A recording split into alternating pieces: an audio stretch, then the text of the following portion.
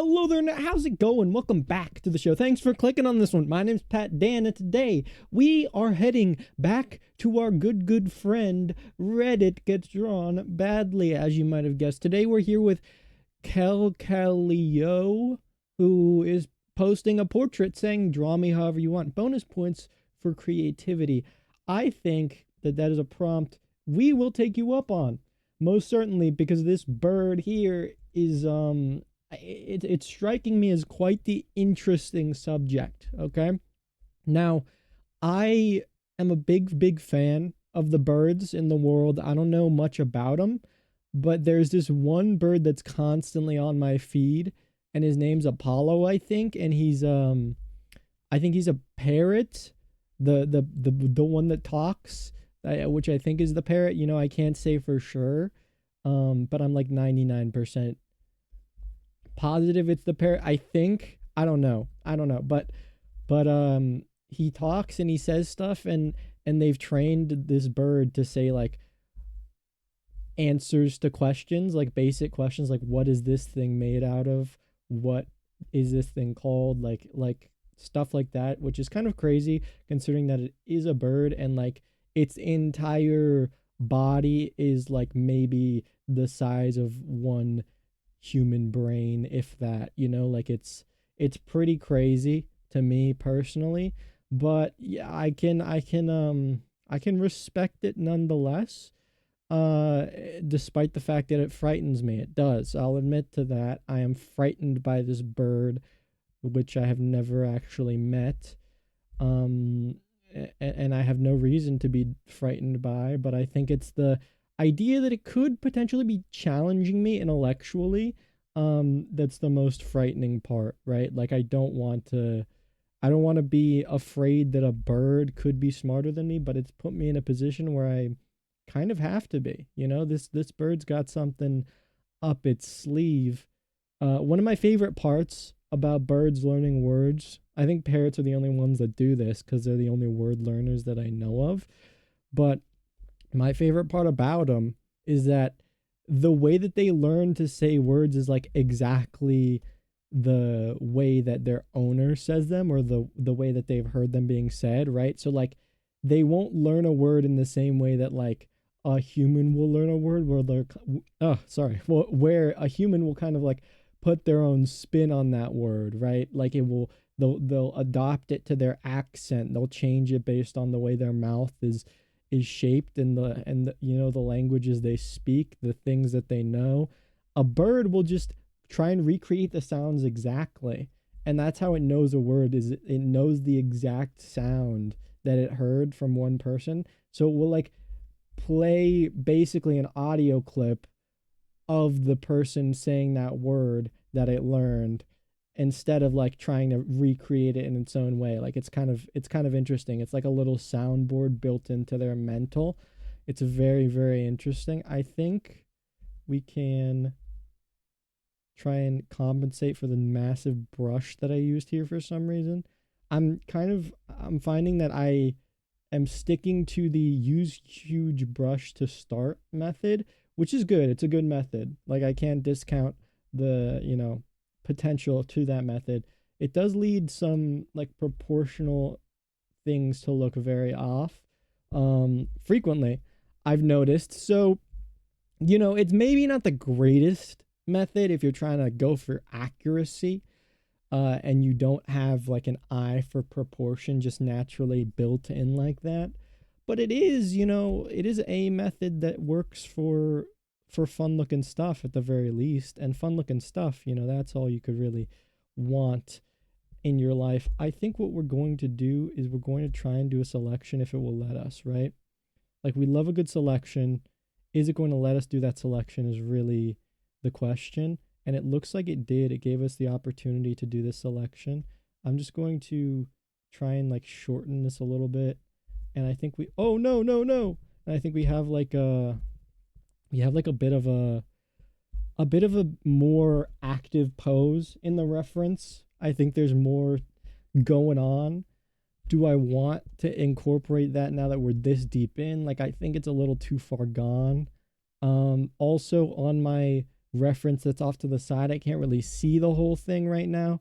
So I'm gonna have to make up what this bird kind of looks like for its like left side. You know, there's a lot of moving pieces here that we're grappling with. It's a whole production that we've got going on here.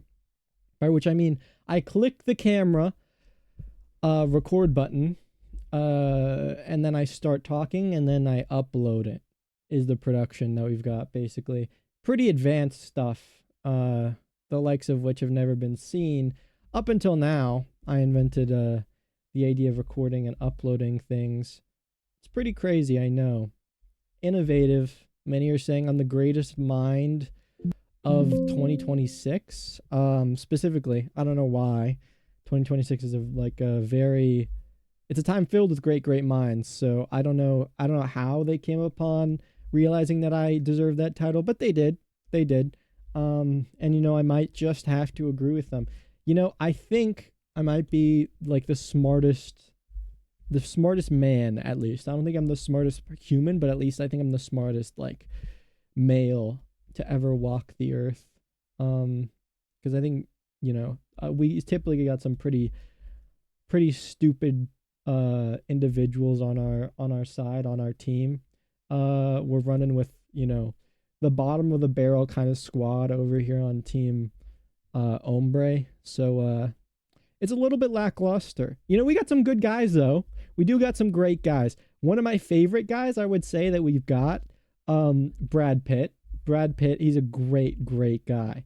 Why, you say? Why is Brad Pitt such a great guy? I mean, the fact that you have to ask me that is a little concerning. Just look at the man. He's like a glorious specimen. Like, I've literally never seen anyone who is like as peak human form as Brad Pitt. Like, he's just mastered being a person that exists on this earth, and he just looks so beautiful. Like, I've never seen anyone that looks as beautiful as Brad Pitt. Specifically, Brad Pitt in the movie Fight Club. I don't know if you guys have seen Fight Club, but Fight Club, it has Brad Pitt kind of, I would say, at his prime vibes, like stylistically at his prime vibes, and his build in that movie. He's so great. He's so grand. He's a wonderful little presence in the film, and you love to see it. I think the potential for humanity was really realized when he, took on that role as Tyler Durden. Really changed the fate of our world as we know it. I also think that my interpretation of the movie Fight Club is very like opposed to the real intended message behind it. I don't know. Okay, I don't know how big of fans you guys are of this film Fight Club. It's a pretty solid one. I can get behind it. It's a film I support. I might even say on a good day, it cracks my like top 10 movies I've ever seen, because I haven't really seen that many movies. So that's an easy list to get on. And the reason I say that it cracks my top 10 is because I watch it pretty much like once every couple months, just to like feel something, like just to experience life a little bit more. Because I sometimes I get a little down on myself, and I'm like down in the dumps, and I'm out here thinking like, how do I lift myself up? Brad Pitt in Fight Club, my comfort character, Tyler Durden. You might be thinking that's very weird, not the intended impression you're supposed to get from Brad Pitt in Fight Club. Are you right about that? Most certainly. I think Brad Pitt Tyler Durden's not supposed to be an idealistic character. You're not supposed to look at him and say, I want to be that guy. But I kind of do. Like, I'm kind of the toxic male who wants to be that guy. Why? You might be sitting there a little scared at this point. You might be thinking, why does this guy want to be like a terroristic threat, blowing up the buildings of credit card companies, starting Project Mayhem, all that good stuff? I think it's not the terrorism. I think. I can't say this full certainty, but I don't think it's the terrorism that attracts me so much to Tyler Durden. I think it's more so the idea of his character, like the baseline idea of his character, that is presented in the film where like the narrator created Tyler Durden as an idealized version of who he wanted to be, right? Like that to me is where Tyler Durden speaks to me, I think. And it's like it's a thing that I don't really understand. Like, how do I glean this every single time I watch the movie? But every single time I watch the movie, I think to myself, like, you know what? This is inspiring. Like Tyler Durden, he's an inspiration. You know what Tyler Durden tells us? He tells us that if we want to be something, we can just be it.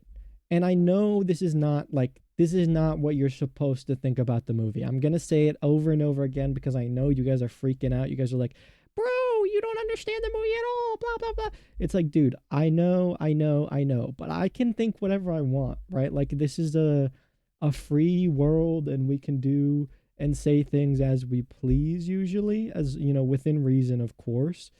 And I think that Tyler Durden, for me, he's an inspirational figure. And I know how horrible that must sound to an outside listener. And like, that's probably the worst thing I could hear someone say. If someone said that to me, I'd be like, okay, you're weird. Please don't ever speak to me again. But I know what I mean by it, so I'm okay with it, you know? Which is, I think, how we should approach all situations in life and just not worry about what other people think. Tyler Durden, to me, when I watch the film, like, obviously he's a horrible, terrible man. And like, I'm like, this guy sucks. I never want to be him. But at the same time, I'm like, this guy's awesome. I kind of want to be him. I kind of want to be him in the sense that he is the representation of like, I feel like he is the ideal stylistic icon for me personally. If I was to like gain the level of understanding of clothing, fashion, and presentation of self that Tyler Durden has, I'd be happy with my life. Not only that, but I would like I would probably have like a lot of, you know, positive vibes coming my way from the outside world. I feel like people would respond positively to that development in my style. I think also like the fact that he is so different from the way that the narrator's presented in the beginning, right? Like, obviously the narrator is not just like a normal guy. Like, he's inflicted with like probably a long list of mental illnesses. Like, he's not somebody who you should aspire to be, but I kind of aspire to have the level of drive to where I can just say like, I am going to think really hard about the guy I want to be, then I'm just going to be that guy. And then like, I'm going to hallucinate a guy who's actually that guy and like let him take over my body every once in a while. Like, it sounds crazy, like theoretically a horrible idea, you know. Practically it might get you places, you know. Like, it's kind of the fake it till you make it thing where it's like, is this actually going to work? I think yes, I really do. I think it could have some potential to, you know, get out there and show the world what you got, you know. Like, it's not the most absurd idea, though it may sound that way at first. I think it does have some semblance of potential. What exactly does a bird's eye look like is something that I think about every time I have to draw a bird, which is, you know, every once in a while. How do you draw a bird is a question that comes to mind.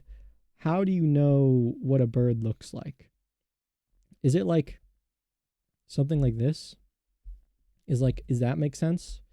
Is that make sense is what I just said. I know you caught that, and I know you thought, wow, this guy's dumb.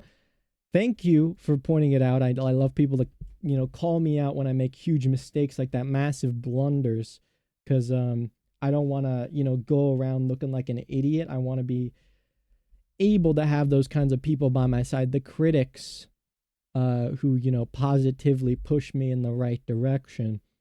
But, you know, you could cool it a little bit. You don't need to be that critical. I kind of like also having some you know, leeway to do some stupid stuff without the criticism too on occasion.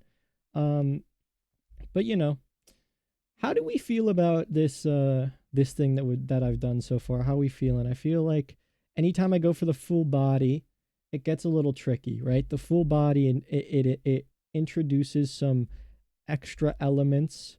I was about to say Extra Emily for some reason. I don't even know. I don't watch Extra Emily. I'm just aware that she exists. Shout out to Extra Emily.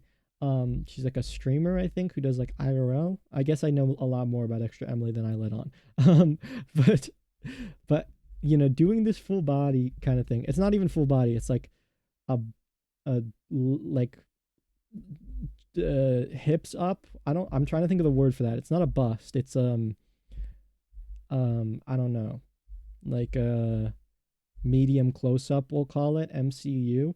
uh I think that the act of doing this is something I'm not super familiar with. Like usually we're just doing the face, and that makes it super easy to go in with detail and make everything all fine and dandy.